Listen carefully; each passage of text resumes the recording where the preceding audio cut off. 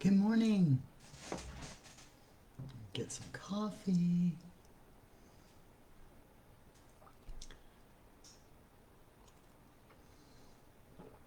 Good morning, everyone. Hi, it is Stacy with Loving My Veteran, and this is Walking in My Shoes this morning.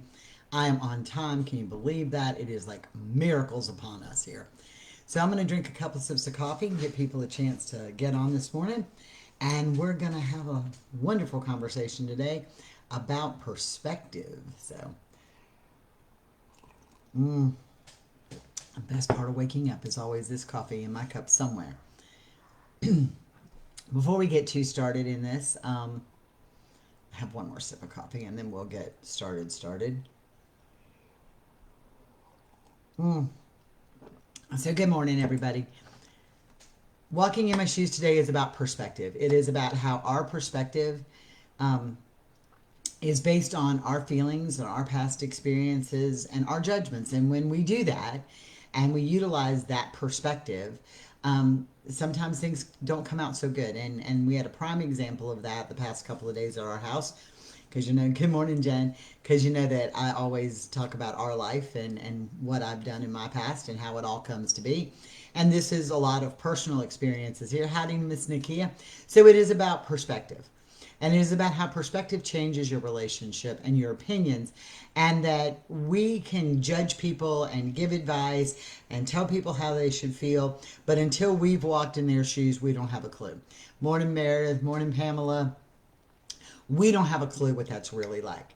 So let me just give you a little history. Most of you know, especially everybody who's on now this morning, knows I'm a paramedic. Been a paramedic for almost 20 years. And we would go to call after call after call, and you get, over time, you would get people who would complain. Morning, Michelle. You would get people who would complain, why'd they call an ambulance? And they go on and on and on. And we have to understand that why chest pain to us may not be a big deal. You know, they're having a little chest pain. It could be indigestion. It could be whatever. It looks good on the monitor. Not a big deal. They didn't really need an ambulance, right? So we never think of it as a big deal. And you get people who get tired and they get jaded and they have a different perspective and they get ugly about it. And sometimes they're rude to the people. Um, it's walk them all. I love it. And sometimes they're rude to people. And that's not the reality. The reality is that when most people, and I'm saying this, pick up phone and dial 911, it's because they feel like there's a real emergency going on. And so that's why they call. So we have to understand that sometimes, and we have to understand whether we agree or disagree, whether this patient can go to triage or could have gone to the urgent care or seen their doctor in 6 days. Didn't matter. The point was they called 911 at that point because they felt like it was an emergency. Most people, now I won't say all of them because we have our frequent flyers, but most people call 911 because they feel they're having an actual emergency going on. So it's about our perspective and how we look at it that makes a difference. It makes a difference in everything that we do. I have some health things going on that it's not a secret, and I'm going to see the oncologist the second, and chemo has been brought up multiple times, and I was trying to share with Carl about how I felt about it, and my biggest fear was losing my hair. And I know that sounds vain, but it was a fear. And I don't think it was really about losing my hair. I think it was about the fact that people associate chemo with hair loss, and it was that kind of bothered me. And his comment to me was, it's just hair, it'll grow back. And I was like, oh, no, you did not say that. So let me just tell you, it has put me in a place for like days, okay?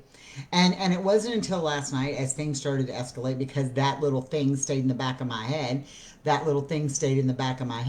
that him and I had a real conversation about it. And I said it was really insensitive. And he says to me, but babe, that's not how I meant it. And I said, well, that's not how I took it. And I was like, this is crazy. Sorry, all of the lights are horrible in here. Um, I said, but how else was I supposed to take it, baby? And he said, what did I say? And I said, you said it's just hair, it will grow back. And he says, exactly, it will grow back. I said, okay. And he says, that means you're going to live. And I was like, damn. Okay, so I didn't even think about that. Okay, I didn't think about his insensitive comment in my opinion, wasn't as insensitive as I thought it was because his perspective was different than mine. See, I say he's never walked in those shoes. He has. He's had throat cancer. Okay, so we get it, and he does get it, and he does understand it. But the perspective in which I took it was so totally different than how he meant it. I'm like, you're being an insensitive ass. Okay, and I was crying, and then he goes to go hug me, and I'm like, get away from me. You can't comfort me. You just said hateful things to me. And so it's about perspective. It is about perspective. I read our people in our group's post, and I read other posts, and I will say this: there was a post in our group earlier this morning that I read that I was so excited to read, and it was about this girl who, her and her husband, they had family come and stay for the whole week. It typically triggers him. They went for rides in the country. They took pictures together. He typically doesn't do that. They went to a restaurant to eat. It was loud. There wasn't a lot of AC. There was a lot of people, which are all huge triggers. And he had done all he could do, and he left before dessert, and he kind of excused himself, and then they went for a motorcycle ride afterwards. And I'm like, that is such a victory. Huge victory. Huge victory. And when you look at it from other perspectives, you're going to get, he ruined our perfectly good dinner because he got up and had to walk out before dessert. No, y'all, that was a victory. The way she looked at it was so different than the way that some people perceive it. She got this totally different opinion because she said, these were my victories. And she looked at it that he did the best he could do until he couldn't do it anymore, and then he excused himself. It wasn't he ruined our whole entire dinner and our whole entire week because he couldn't stay through dessert. And I'm like, wow, that is such a good perspective. Then in another site, there was this girl, and she was just talking about, hey, look, I've been with my veteran 15 years. We have kids together. We're going to get married. Is there any advice that you think you can give me? And the advice was, and it was like, I'm like, what the heck do you people even do? The advice was, save money, have a separate bank account so you have an exit strategy. He already has PTSD, so don't marry him because your relationship is doomed. And I'm thinking, wait a minute, hold on. This girl came to these people looking for advice, right? Looking for advice on what to do to make their life and their marriage better. And people are already preconceiving failure. You've never walked in this woman's shoes. She's been with him for 15 years. She has children with him. So she wants to go further and she wants to experience it, right? And I was like, whoa, hold on, this is insane. And there was another post, and I don't even remember the post to be exact, but it was Sarah Holbrooks is here, so I just want to give her a shout out about pushing away. And Sarah goes and actually copies the link and said, here, this really matters. Because when you see it from their perspective, you kind of understand it. It doesn't make the pain any easier, but it does make you understand it a little better. And those are the things that we all have to take into account. Learning to walk in each other's shoes. Learning to be in that other person's perspective. Carl always tells me, take a step out, take a step out, take a step out. Well, let me just tell you, I used to think that not yelling, that, when he said you don't need to yell anymore, was like going to be my biggest challenge. It's taken that step out that has become my biggest challenge. Because when I'm in the middle of it, and those of you who know me know that I jump in 2 feet first, no life jacket, no nothing. I just jump in wide open, full press. That's me. That's who I am. There is no project too big. There is no project too small. I just jump in both feet. That's who I am, right? And Carl tells me to step out and look. Step out and look. I'm always planning. I call him like my little negative whatever. And he's actually the person who grounds me. It's like, you're just so negative about everything. And he doesn't mean to come across negative. What he means to come across is, he means to come across so that I am prepared for every situation. And I can't take myself out of it. So when I'm in the heat of being pissed off or butt hurt or whatever word you want to use, it is very hard for me to take that step out. Just like the comment about the hair.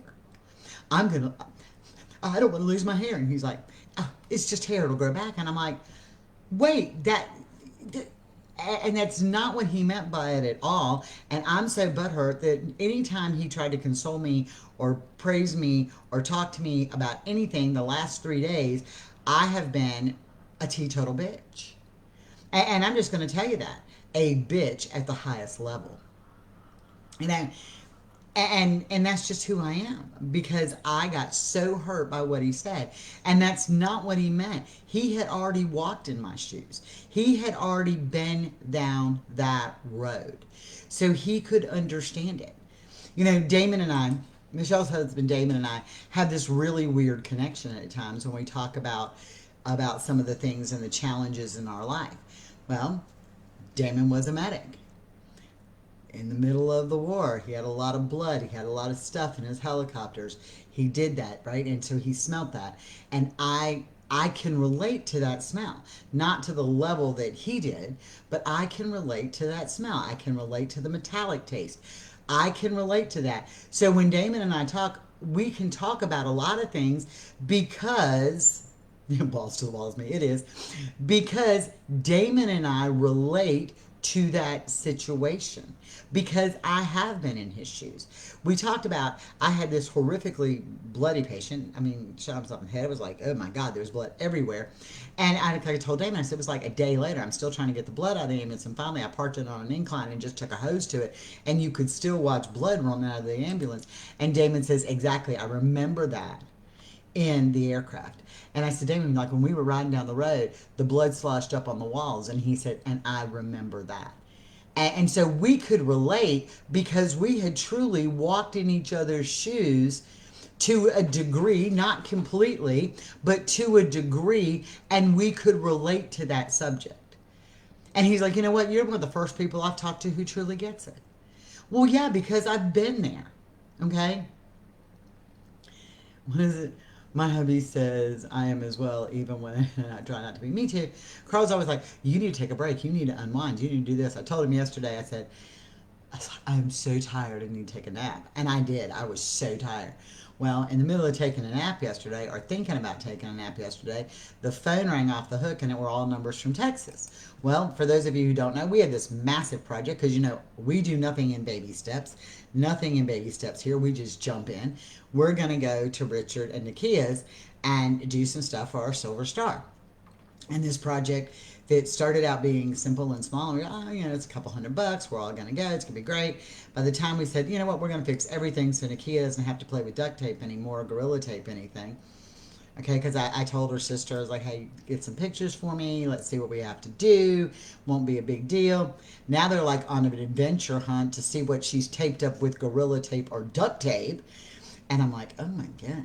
So she's not allowed to have that anymore. But we're all going to let her have Scotch tape because, you know, it's kind of like an alcoholic. We got to let her step down. So I just jump into this project.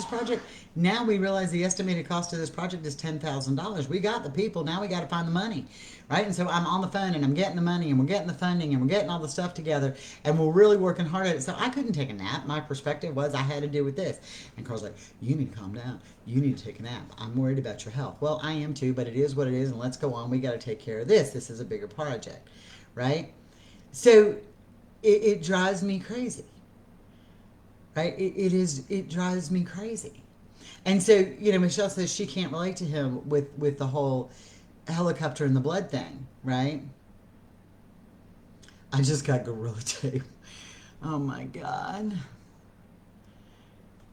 Nakia. No more Gorilla Tape. Just telling you. But when Michelle's talked to me about Damon and about how Damon feels sometimes, I can sit there, right? I can sit there and I can sit back and I can say, but Michelle, this is what it's like. You know, I literally tasted the metallic in the blood. I literally did this. And so I can sit there now and explain it to Michelle in a way she kind of relates to, that Damon couldn't get out, but Damon and I just automatically knew. And so it was one of those things. I know Nakia needs a duct tape gorilla tape intervention. It's horrible, right? So I learned that, but I learned that, and being able to do that, it was just going to be amazing. It was just amazing to learn to walk in his shoes. That's why walking in my shoes came to being. That's where the name came to be, because when Jeremy and Carl and I were sitting out on the porch that day and we started talking about walking in each other's shoes, they had to understand what we saw as caregivers and how painful things were to us at times. And spouses or partners, I hate caregivers. I mean, I understand we all do it to each other, but we all take care of each other. You know, we lift each other up. So basically, we are all caregivers for each other. So we lift each other up. We do that. And we all care for each other, and we are all caregivers in our own right. Right? She's a gorilla holic. I love it, y'all.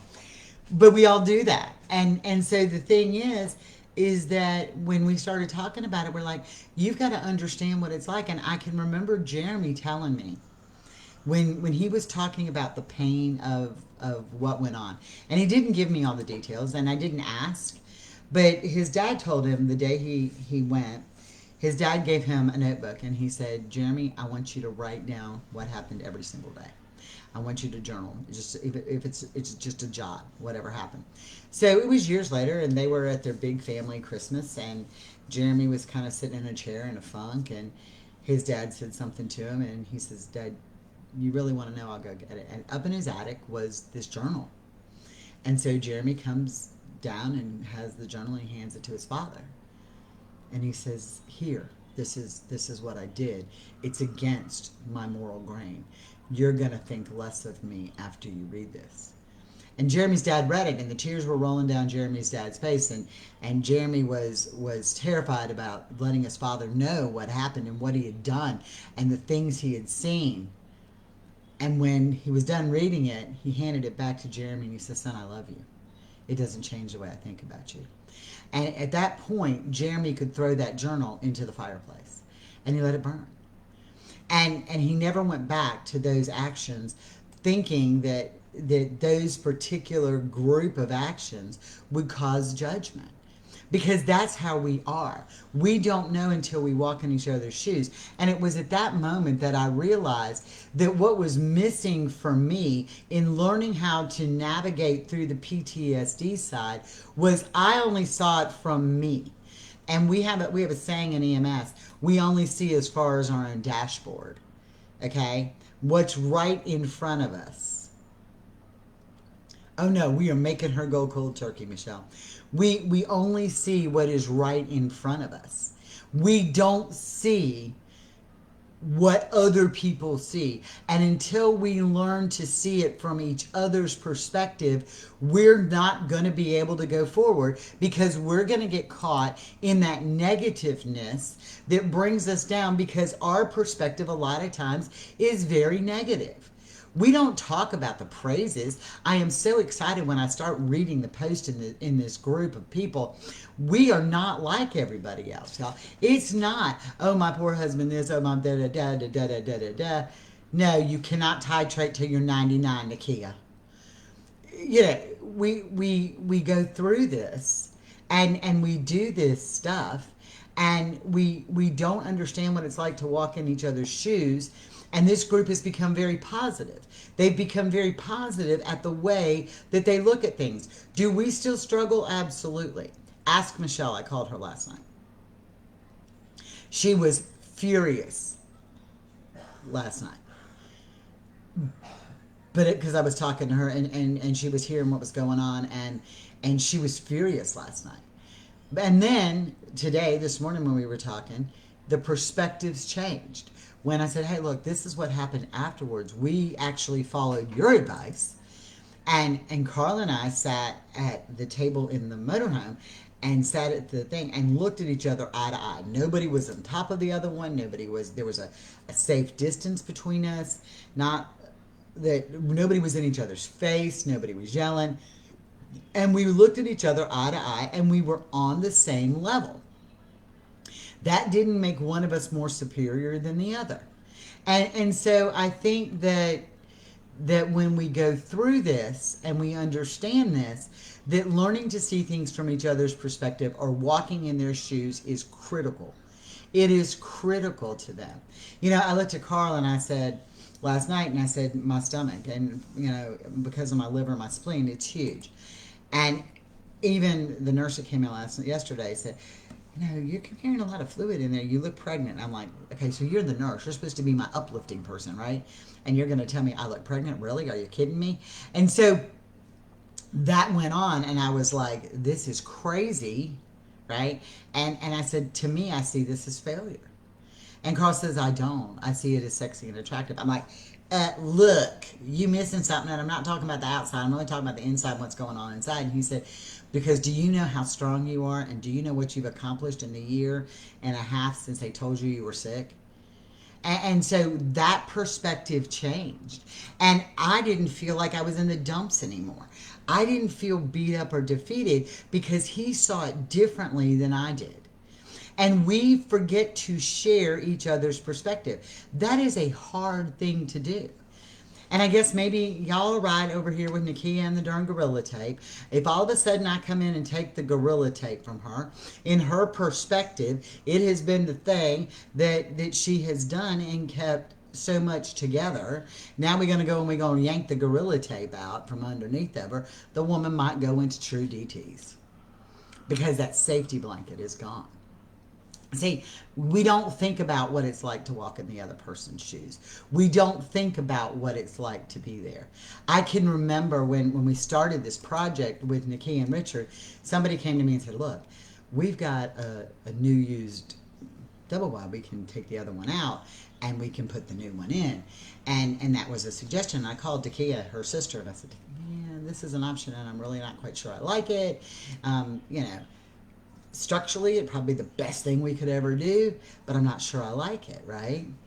And so Nikki is talking to me about it, and we're talking, and what sounds from the outside guy, because I wasn't even for this, but what sounds like a great idea from the outside guy is not the best idea because all of her memories are in that house. So while it sounds great on the outside, we're not walking in her shoes and seeing it from her perspective. See, that's where we miss the boat because we don't use the perspective of the other person. And we get so judgmental sometimes because we don't take that step back and look at it from the other person's perspective. We don't do it with our veterans. We don't do it with our friends. We don't do it with other people in groups. We don't do it because we don't know. And you'll see my response a lot of times to people that I'm like, look, I can't give you sound advice off of 2 paragraphs. I can't give anybody people when they want to do that, they want to give this advice based off of 2 paragraphs. And here's the thing. So let's say that somebody puts out there, this has happened to me. He was a jerk last night. He was this last night. He was that last night. Whatever.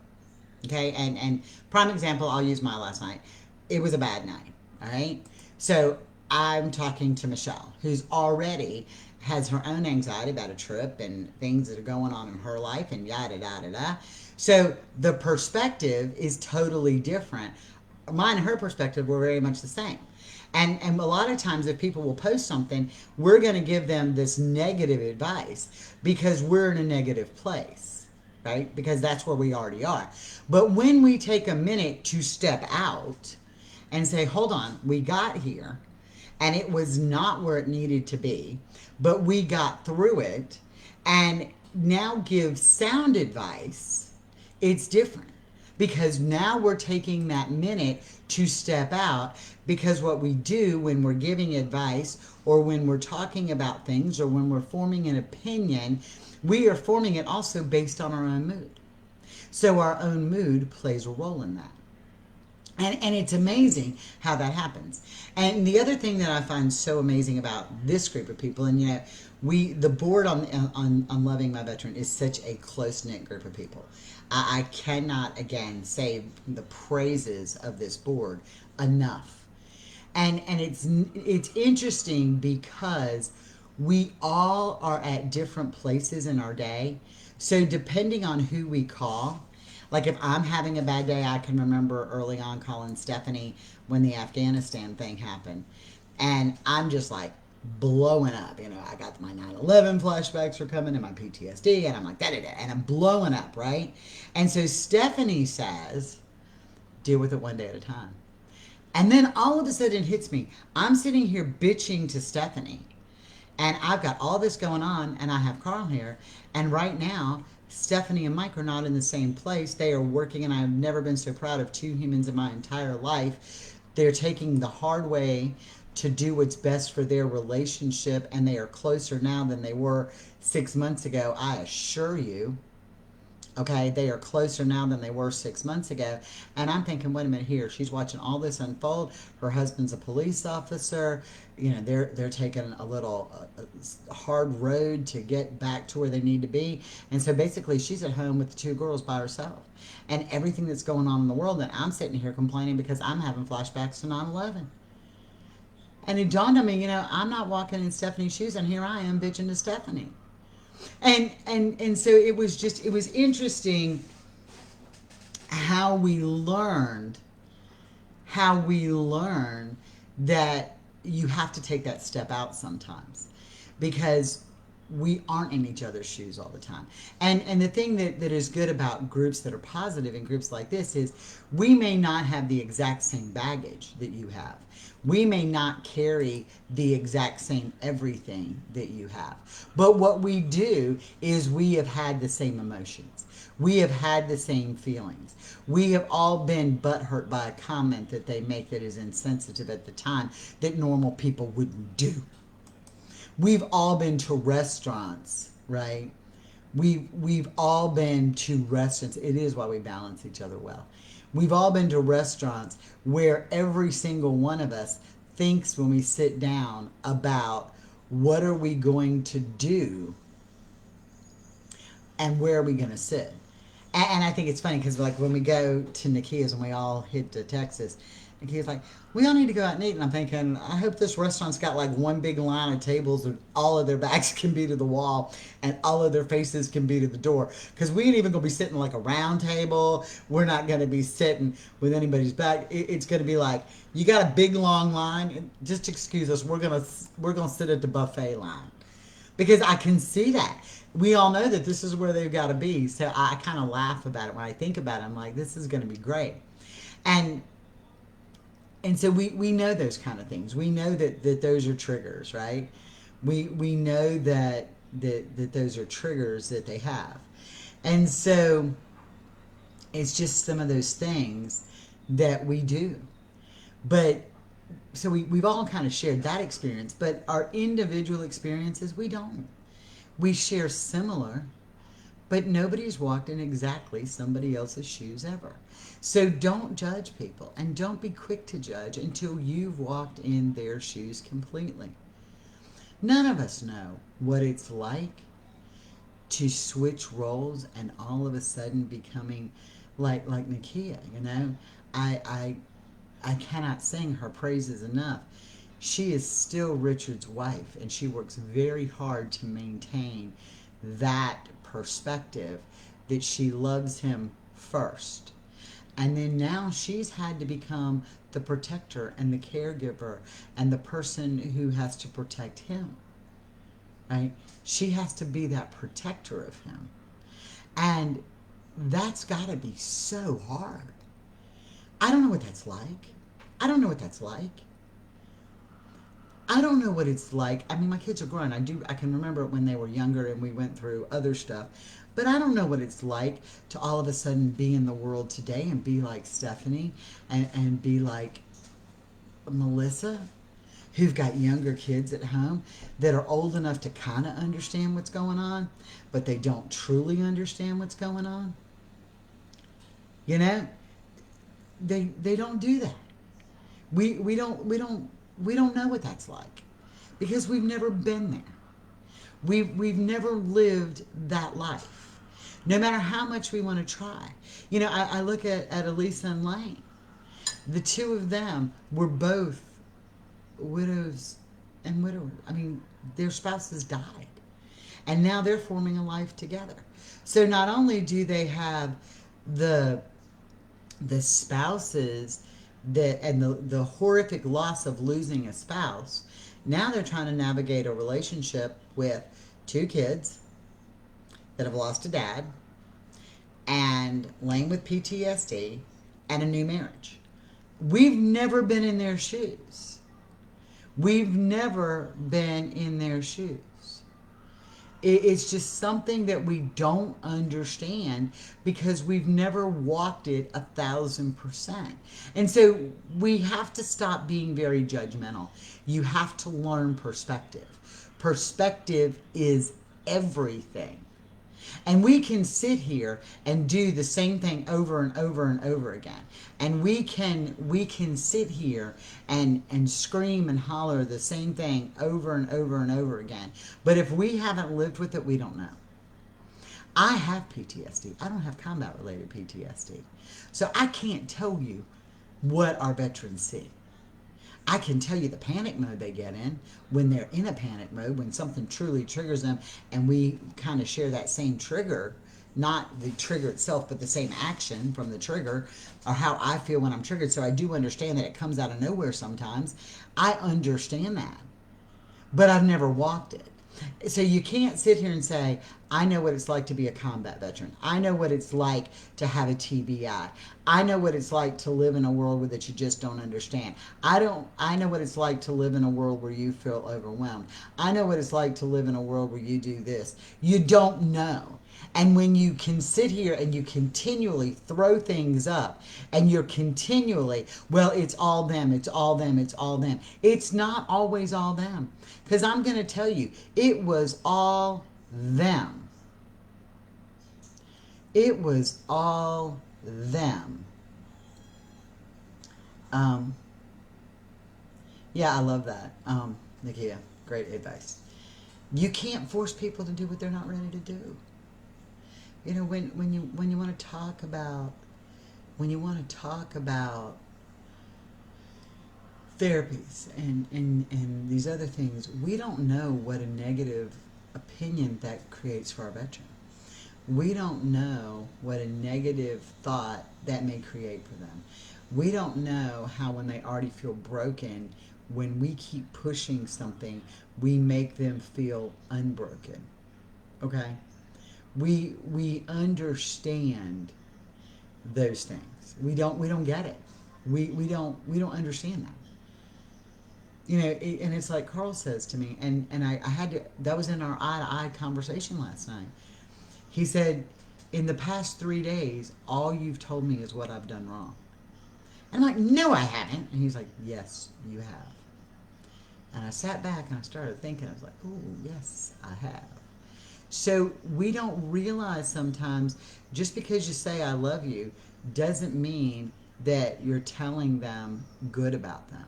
So when all they hear is negative, negative, negative, negative, negative, and I know that Michelle and I talked about this, you know, it was, okay, Damon, you need to go to this therapy, and Damon, you need to go to that therapy, and Damon, you need to do this, and the doctors were telling him this too, and so she's encouraging and doing what everybody should do. And so has it ever dawned on anybody that all you're doing is telling him what's defective? Okay?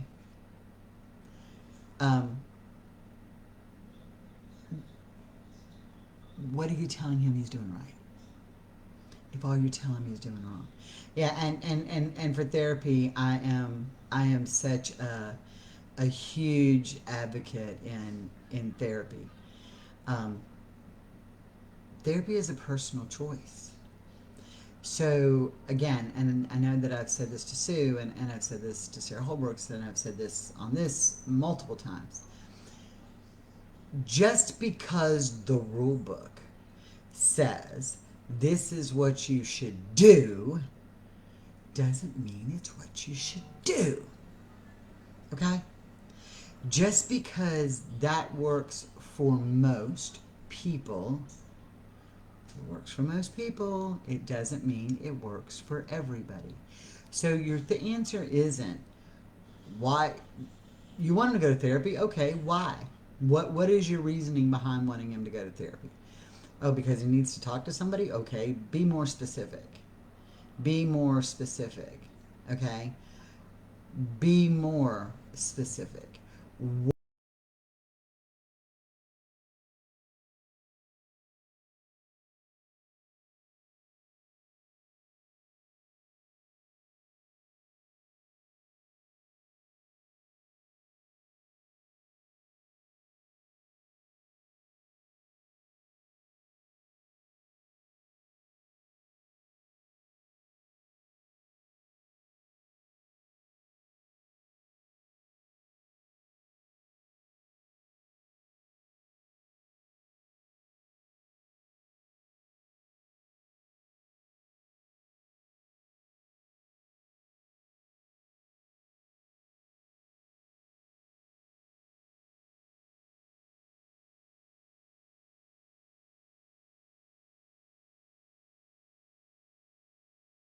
Eye from the iodine.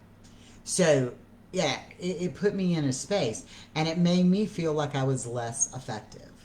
So, you have to be careful with that. That's where I'm going with that. So it's about perspective. You know, what is the perspective? What do you hope to gain, and what do you do that doesn't make them feel hurt? We've never been in their shoes. We've never been down that road. We've never done it. So I'm gonna wrap up today. Y'all don't forget we have Let's Talk tonight. Um, I hope y'all have a blessed day. I'm Stacy. This has been Walking in My Shoes, and we are loving my veteran.